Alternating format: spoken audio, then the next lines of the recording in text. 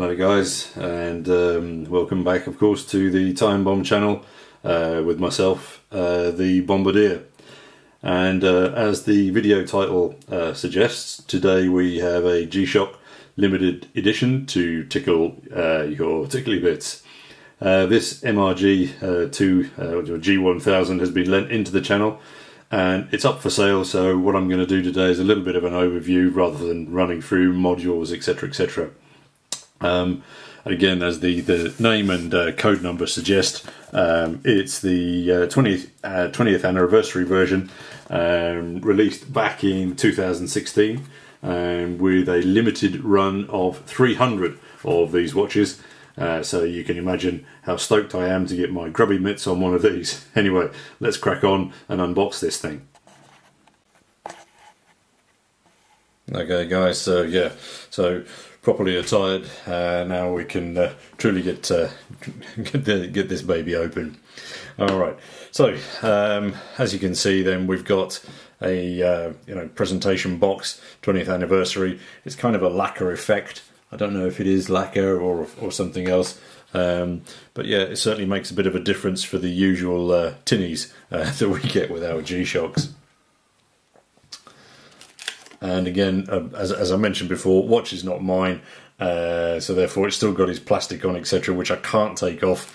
I'm sure you can appreciate that, guys, considering the watch that we have here, but it will affect the video a little bit, what you can and can't see. But anyway, there she blows, the G1000HG-9ADR. Absolutely stunning beast. It's not a subtle watch, and it's not one for the faint-hearted. It's beautiful and it's beastly, and that's why in the short time that I've had it, just to sort of get to know it a little bit, I've nicknamed it the Beastmaster. Yeah, I'm not sure if you guys perhaps remember the movie from the early 80s starring Mark Singer, Rip Torn and Tanya Roberts. I was a teenager back then, and after seeing that movie with most of my classmates, we talked about very little else other than Tanya for quite some time after that. Anyway, coming back to the G1000HG, it's a luxury monster. When I've been looking at it and thinking about who might own one of these things and wear one of these things on a regular basis, I kind of expected to see it on some sports star's wrist as he or she is accepting an award, with those black tie affairs, and then this thing on their wrist. It's a bling master, and as a consequence its specs are totally unapologetic. What we're looking at basically of the watch and the bracelet is a chassis that is titanium, and that is then gold IP plated. The size wise, it's again it's a big old lump. It's 54 mils by 49.8, but the biggest one there, you nearly got 17 mils, 16.9 on thickness. But obviously the titanium aspect, it doesn't weigh that much. It's just more the volume. It's 154 grams on wrist. It's solar powered, of course. Just running through the bits, I don't know if you can see that particularly well on here, but you do have a signed crown on here. It's a button lock, which again has got, just see if we can get the focus any better. You've got some substantial knurling on that crown. It's of course, GPS wave scepter. It's multi-band, etc, etc, etc, and brilliantly for G-Shock, of course, you've then got a sapphire crystal on here, which has a non-reflective coating on it. There's Neo Bright also on the hands. I'll pop up a loom shot for you as well in a second. You then have, hopefully the camera's picking this up properly, on the hour markers, you have kind of like this blue, almost carbon accent, which just really just pings off the light every so often. I mean, absolutely stunning. I mean, it really is very, very beautiful.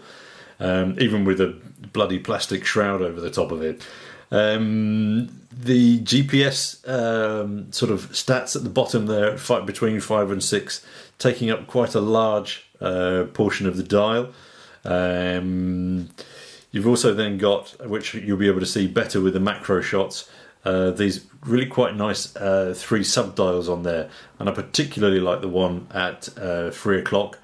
It's got this graphic of the globe on it, within the days of the week marked around it. As I say, I'm not going to go through the modules, pressing buttons, everything on this. As I say, it's a very, very special and unique piece, and I wouldn't want the owner who's going to buy this eventually from its current owner. Sort of, I want them to get as fresh as possible an experience with this absolute beast. But added to that, I also think that this watch is much more about its impact, much more so than its list of specs. I mean, to me, this watch has gravitas oozing out of every hammer dent, and those hammer dents are very similar, of course, to the hammer tone versions, which I believe came out 2015. Correct me if I'm wrong here, guys. But basically, what we've got then on the dial and the center links of the bracelet is what is called a tsuki pattern. This is a traditional Japanese technique using a small hammer to create relief designs in metal. Again, handcrafted. And as a consequence, this is a limited edition, as I mentioned, 300 pieces, and each one of those pieces, the dials and those center links, have been handmade and handcrafted by a gentleman called Mr. Biho Asano.